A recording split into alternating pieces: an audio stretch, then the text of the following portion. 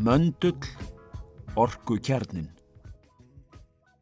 Landgæði á Íslandi byggja að stórum hluta á náttúruauðlindum sem í jörðu eru. Þetta endurspeglar beint þau lífsgæði sem Íslendingar búa við. Bæði vatnsföll og gufuafl að miklum hluta tilkomin vegna orkunnar í iðrum jarðar undir landinu. Kvikan sem nálgast jarðskorpuna undir Íslandi bræðir jökla og snjó, svo úr verða vötn og ár. Þetta viðfangsefni hefur ekki verið tekið til umfjöllunar í öðrum listaverkum á vegum Landsvirkjunar hingað til. Það grunnforsenda fyrir vali á efnistökum þessa umhverfislistaverks í tengslum við Kárahnjúkastíflu. Möndull hinn innri hnöttur jarðarinnar, þar sem bráðin kvika, ólgar, logar og síður undir ofurþrýstingi í miðju jarðar.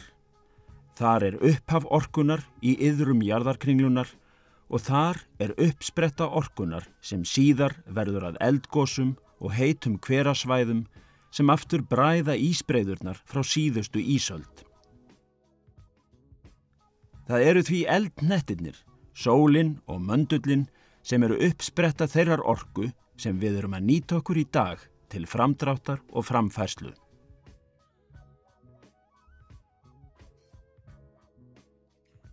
Táknrænn hinn innri kraftur sem ólgar og brýst síðan út, hvort heldur í náttúrunni eða mannlegu eðli sem yrkisefni verksins.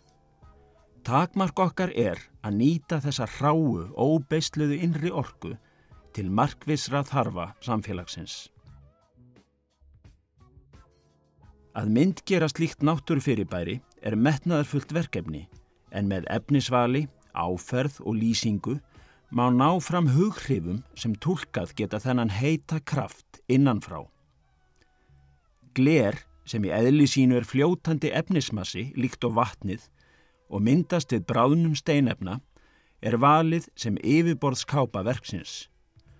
Undir yfirborði glersins litlir ljósgjafar sem kvikna og slökkna með tölvustýrðu forrituðu stjórnkerfi, þannig að snúningsáhrif möndulsins sýnileg utanfrá.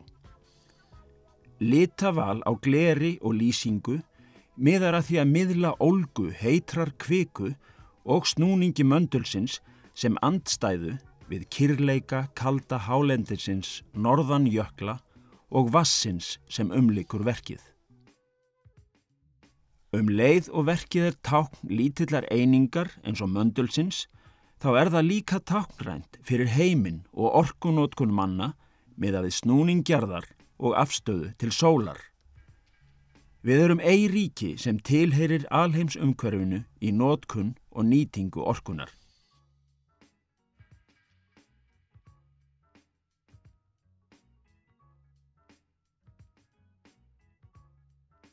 Þegar uppistöðulónið myndast, þá verður til eyja þar sem nú sandfell. Leið skapast verndað umhverfi fyrir listaverk úti í vatninu. Verkið getur setið hátt yfir vatnsfletinum, verið sýnilegt víða að og speglast í vatninu í allar áttir. Við aðkoma að verkinu sjálfu dregur úr líkum á því að hægt sé að vinna á því skemmdir, sé það áhyggjuefni. Með slíkri staðsetningu einnig hægt að komast hjá því að verkið lendi í sandblæstri í miklum óveðrum. Þá mætti hugsa sér að fara í skoðanaferðir með gesti út í eyjuna til að skoða verkið í nálægð.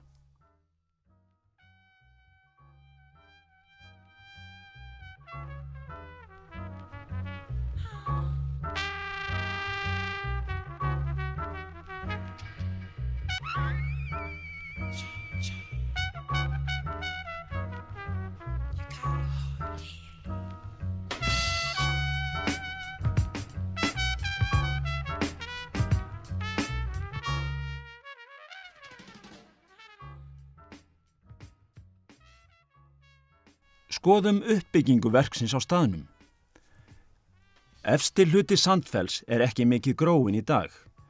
Undirstöðu verksins steinsteyptar og nægilega öflugar til að bera verkið uppi og þola það veður álag sem oft mikið á þessum stað.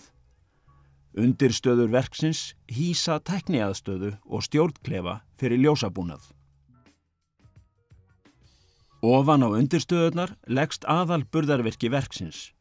Þar notast við margreinda burðargrind frá fyrirtækinu Mero í Þýskalandi.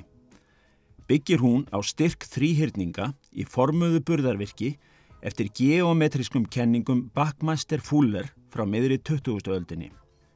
Burðargrindur af þessu tagi má meðal annars sjá í þakgrind flugstöðvar Leifs Eiríkssonar, auk þess sem þær eru notaðar til að bera stóra glerveggi í nýju húsi Orkuveitunar. Í miðjum möndlinum eru 2 ljósgjafar með öflugum glóperum staðsettum innan í stýranlegum hjálmum sem stjórna ljósinu þannig að ljós rendur myndast á innanverðri glerkápunni. Fjöldi smárra pera, svokölluð LED-tækni, undir glerkápunni og þeim tölvustýrt þannig að svo virðist sem möndullinn snúist. Öll tæki og ljós eru innan undir glerunu og þannig venduð fyrir ágangi veðurs og vinda. Með þessari virkni og innri lýsingu verður möndullinn sjónrænt mjög sterkur í umhverfinu. Ysta lag möndulsins úr 25 til 30 mm þykku handsteyptu frönsku gleri frá verksmiðju í frönsku Ölpunum sem hefur steypt gler í listaverk í meir en 400 ár.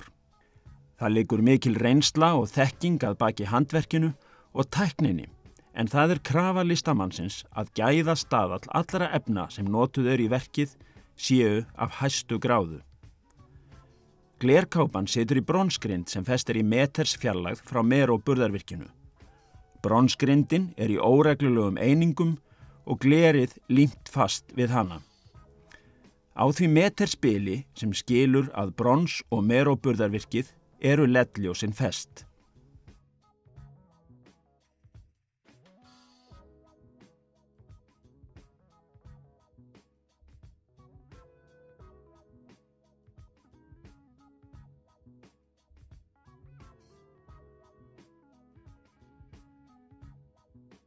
Vel mætti hugsa sér að annar möndull af minni stærð væri settur upp við lokuhúsið undir Kárahnjúk.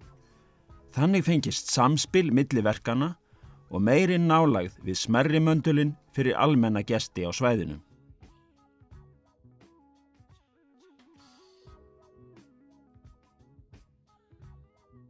Sjá mætti fyrir sér aðra staðsetningu fyrir möndulinn en út í eyjunni. Til dæmis gengt Kárahnjúk, handan Kárahnjúkastíflu, ofan við affallið. Þessar teikningar sýna verkið á þeirri staðsetningu.